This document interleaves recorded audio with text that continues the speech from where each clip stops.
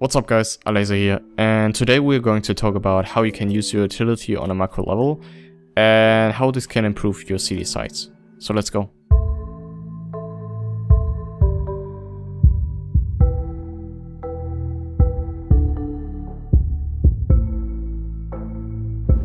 So, as I mentioned, today we are going to talk about using your utility on a macro level. So first of all, what do I mean when I talk about macro level?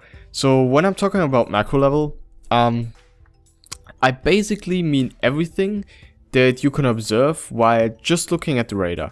So you're looking at the radar and you see how T's are moving around, how CDs are moving around, how CTs might rotate when you take map control. Like for example, if you take banana control, how CTs might rotate, or if you take apartments control later on, or if you take B control on cobblestone, B long, or A control on cobblestone, how the rotations are working, how players are moving around the map. That's basically macro play. So you don't need anyone's POV, you just look at the radar. So now you know what macro play is, but how can you use your utility on a macro level? So let me give you an example. So imagine a scenario, you have a default setup, 2 guys are on B, 3 guys on A. And 2 of your A players are trying to look for kills. So they get into the apartments, they maybe wait out the Molotov, and then maybe one is holding like this, or he's trying to fight this, and the other one is maybe playing here with an ARP, or he's maybe playing a little bit more aggressive even, and they're trying to get kills. Now imagine you're the B player, and you maybe pre-nated banana, but you had to give up banana because you know they're taking it, and maybe they molly this, they throw flashes, and you need to fall back. So now imagine 2 of your A players get 2 kills in apartments, and you're the B player. What are you thinking about? What is going through your head in this moment? So something that I personally think is really important, you need to understand what the T's are looking for in those kind of scenarios. So imagine you're the T, you took banana control, and maybe it's like here anti-flash, maybe here, like it doesn't really matter, they're like in top banana, and they're losing 2 guys on A. What they might want to do now is look for duels, look for kills. They might want to find duels because it's pretty easy for them to kill you if you're just playing here or here, especially if you're rifling this.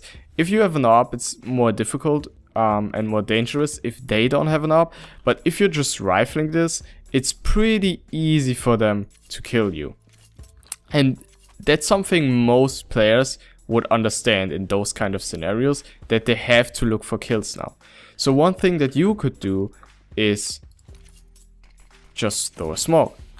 If you're throwing a smoke, you're not also denying them, obviously this one was a really bad one, you're obviously not just only denying them the option to look for kills in terms of like pretty safe duels, because this is like a pretty safe duel.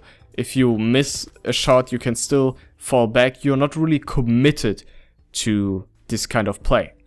But if you smoke this off, they have to decide if they want to go through it or not. And most of the times, this will take some time for them, because if you're a T and nothing is smoked up is off, it's pretty easy for you to decide, okay, I want to look for kills now. But if the smoke is here, it's not that easy for most of the players to decide, do I want to go through it? Do I want to wait for maybe my third player that might hang around like lower mid? And we want to group up and wait for the smoke to fade, or we want to flash through it, all those kind of things. So you're not just avoiding those or blocking off those duels for a certain amount of time, but you're also making it harder for them to decide what they want to do, and the result of that will be that their decision making will be slower most of the times. And when their decision making is slower, your A players have more time to maybe, after they killed 2 guys, they can maybe one is getting traded, but then they might spot second mid and might spot like lower mid, and they don't see anyone, so they might tell their arch player, okay, rotate towards the B side because they have to be in banana. Maybe he's not fully rotating towards the B side, but even if he's rotating towards the like speedway, he has a pretty short rotation towards the B side, and this will help you a lot. So you adjust your setup, you're buying essentially time for your teammates to adjust the setup based on the kills you've gotten and the information you gained by checking lower mid or checking second mid and all those kind of things. So first, you're making it harder for them, or you're essentially denying them the option to look for straight up duels from a very safe position. You're denying them that. And the second thing is you're slowing them down. You're making it harder for them to make the decision. And by that, you're buying time for your teammates to rotate. So I think this is a pretty easy concept to understand, but it takes some practice to be aware of those kind of scenarios. But I think this will greatly improve your C side, and especially if you're an anchor player that plays solo on sides. Like if you're anchor on B side Inferno, B side Mirage, this will massively improve your game, because you're not gonna get like wrecked by an easy entry from the T side, because it's not that like difficult for the T's to kill you, as I said, if you're playing those kind of positions. And I see this all the time, that rounds are collapsing like that, where you get 2 entries, but then the other side doesn't understand that the T's might look for kills now because they feel pressured and they're not ready for it. And then they get traded, they die, they lose the side.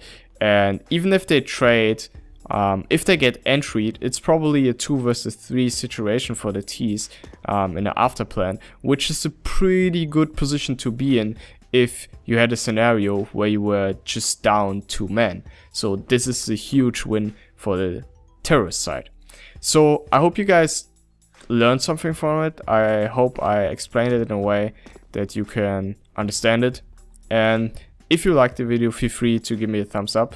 If you didn't, feel free to give me a thumbs down, but write a comment on why you didn't like it. And yeah, that's basically it. I hope this was helpful, and I'll see you guys next time. Bye.